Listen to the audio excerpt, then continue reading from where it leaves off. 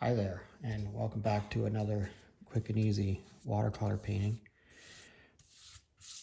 I'm using a 3/4 inch flat brush. I have a 140-pound piece of watercolor paper taped down to my board. And I'm going to sort of evenly distribute the water across here and make sure the page is, it's wet, but like there's no water laying on the surface of that. And I'm going to put a fairly even wash sort of top to bottom on this, and maybe not even, sort of uneven, I guess. And I'm just going to take a little bit of this red and I'm just going to streak it across there, and we're not going to do too much more than that. Maybe another one from the other side, and that's just going to be to give it some highlights in there. Okay, I'm going to change from this brush to a number 4 round brush. I'm going to wet that, and we're going to put a tree line sort of straight across here. So if you want, you can take your brush with some Payne's gray on it. I see my red has sort of bled into that. That's perfectly fine. And I'm just going to lay that across there. This is going to be sort of on my 1/3 line, and I'm going to make a tree line off in the distance here, and I'm just going to tap my brush like that and allow some paint to bleed off into the distance there. I'm not going to do too much more than that. I'm going to pick up maybe a little bit more Payne's gray here, just allude to a tree line going along back there, and maybe put a little bit more here, like this is possibly water, and getting some reflection down into the water. I'm going to also put in here, I'm going to make this a little bit more saturated. I'm going to pick up a little bit more Payne's gray, and I'm going to put a line coming down across here, very sort of rocky line that's close to us. Okay, and we're just going to let that bleed for a few seconds. Don't try to do too much in here. You'll see our nice little red line. Maybe my hand's casting a shadow there, but you'll see there's a nice little bit of a red line across there. That's what we're going for, and you can see how this is all started to bleed up in there. I'm going to pick up a little bit more Payne's gray here, and while this page is still very wet, I'm going to introduce some more Payne's gray, and I'm just tapping the brush. You see, this isn't a brush stroke. Actually, most of my watercolor technique is not, there's very few brush strokes. And just tap the brush on there, and again allow that to sort of bleed back into the surface back there. So we're trying to build up layers here, and again we're going to do the same thing here. We're going to add a little bit more black, and we're going to sort of maybe allude to some rocks or rocky surface here, and just make some scratchy kind of marks like that. And you can pull out of that wetness if you want. Just make it, sort of almost rocky. You see how that water has taken all that Payne's gray? So I'm going to take a little bit more saturated Payne's gray. I just took my brush didn't wet it anymore. I just put it right into the Payne's gray. And so this would be dry on wet. Okay, so this is very, very saturated paint. And you see we sort of built up some layers here. We have this layer that we just put in, this one, and then this sort of very misty one that's way, way back in there. You should probably take some more of this Payne's gray. Just tap it into this area here in the front.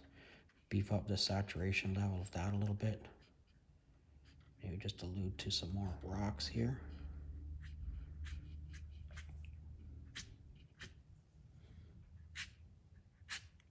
That scratchy noise, that's what you're going for, that kind of scratchy kind of noise.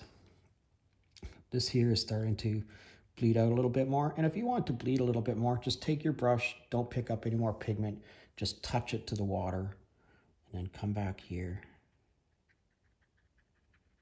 Pick that up. You see how nicely that just all started to it just took off there? Yeah, that's what we're going for in watercolor painting. You never know what's going to happen. Okay? And then you can just take that and move it around to wherever it is that you want it to go. All right, you see how that started to give us like this, almost like a shoreline and this reflection in the water. Very cool. That's what we're going for. So sometimes just a little bit of an addition of water will do that for you. And again, we're trying to make this into sort of a cranky little bit of an area here.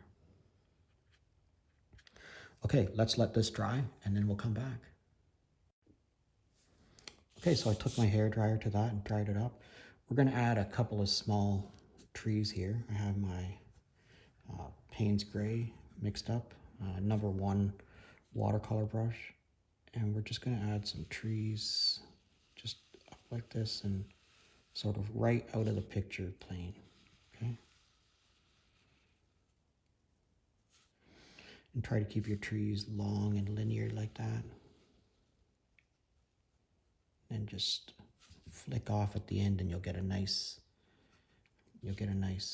thin branch. And again, all the way up, and just flick off. Start on the bottom, and then just flick off. If you run out of paint, that's fine. Just, you know, keep at it.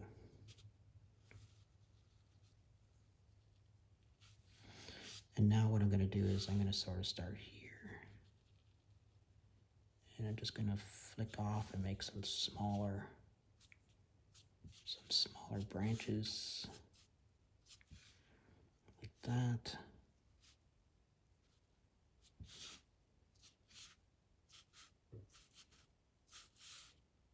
And you can put on as many branches as you like. It's your tree. So I'm going to make this tree a little bit wider.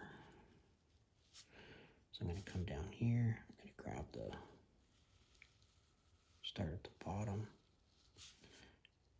drag it all the way up, and then flick, that's pretty good like that. Okay, and then just pick up a little bit more paint, and then I want this to be a little bit darker. So I'm just going to add a little bit more Payne's Gray into it. Up this side, like that. Yeah, that's nice.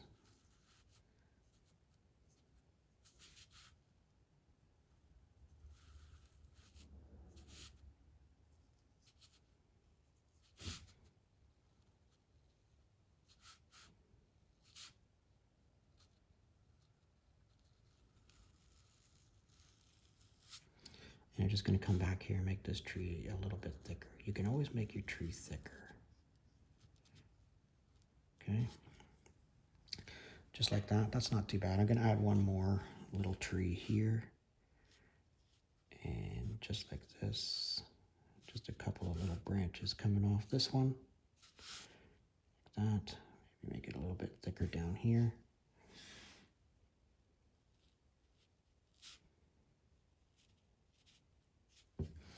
Okay, so that's not too bad, but one other thing that I want to do is maybe just take some Sharpie pen to this and, you know, put some small thinner lines.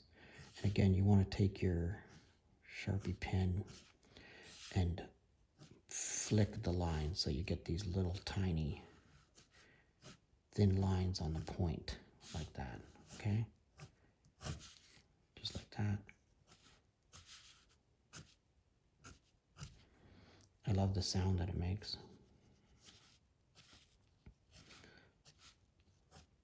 I'd love to know where you're from. If you got a question or a comment, I'd love to hear from you.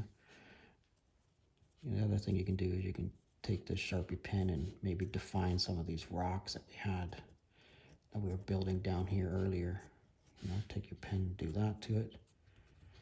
The other thing you can do is, maybe add some grasses, some brush, highlight anything that you want to highlight.